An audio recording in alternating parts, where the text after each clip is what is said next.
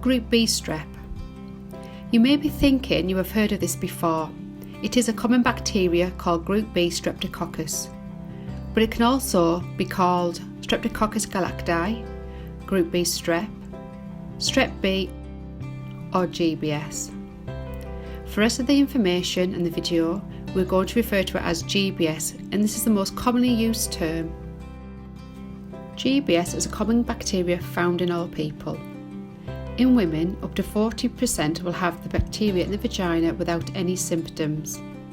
The GBS infection is not common, and some of the at-risk groups are the very young, which are babies in the first few weeks of life, less often in babies aged 7 to 90 days old, women that are pregnant or postnatal, older people, and anyone who has a poor immune system.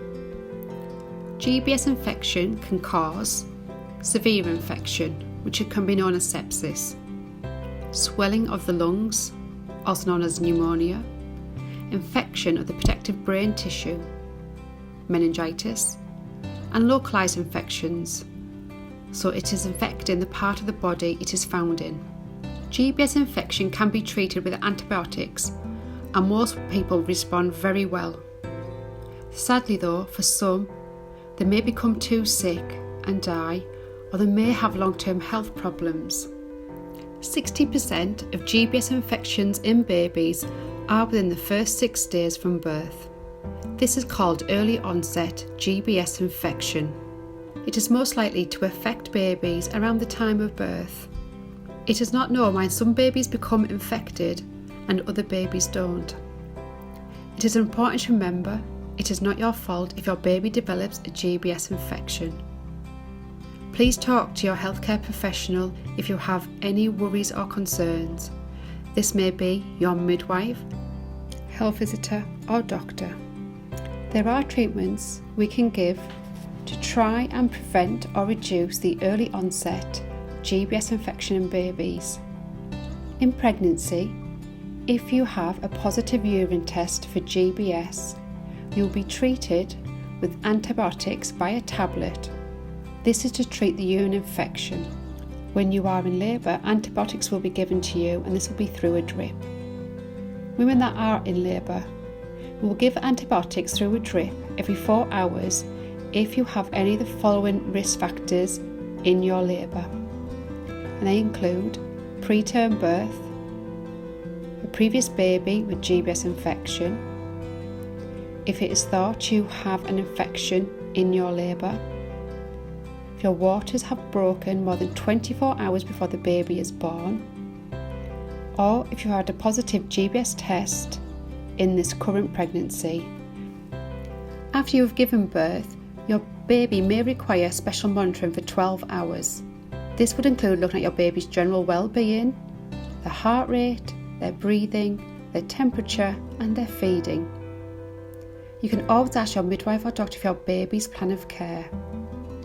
If you needed antibiotics through a drip in labour and you had it at least 4 hours before your baby was born, then your baby should not need any special monitoring. Babies that may need special monitoring are if you needed antibiotics through a drip in labour but your baby was born less than 4 hours from you having the antibiotic, if your previous baby was affected by GBS infection, regardless of whether or not you had the antibiotics through the drip in labour. If your baby shows any signs of infection. If your baby has any of the following signs or symptoms, please urgently contact your midwife, local hospital or doctor. Not feeding well, unable to keep milk down, changes in their skin colour or it's blotchy, their skin temperature feels too cold or too hot, crying inconsolably, very sleepy or unresponsive, breathing is very fast or very slow, or their heartbeat is very fast or very slow. If you can, tell the healthcare professional if you had antibiotics through a drip in labour. Babies from the age of 7 to 90 days old can have a GBS infection. The signs and symptoms are the same as the early onset GBS infection, though the additional sign to look out for is meningitis. So has your baby got an irritable and high-pitched cry or whimpering, or are they moaning? Does it seem they've got a blank, staring or trance-like expression on their face? Are they floppy or they do not like being handled? Is the soft spot on the top of the baby's head tense or bulging? Is your baby turning away from bright light? Is their body going really stiff or having jerking movements? Or is their skin pale or blotchy? If you have any of those signs, again, please contact your midwife, local hospital or doctor urgently.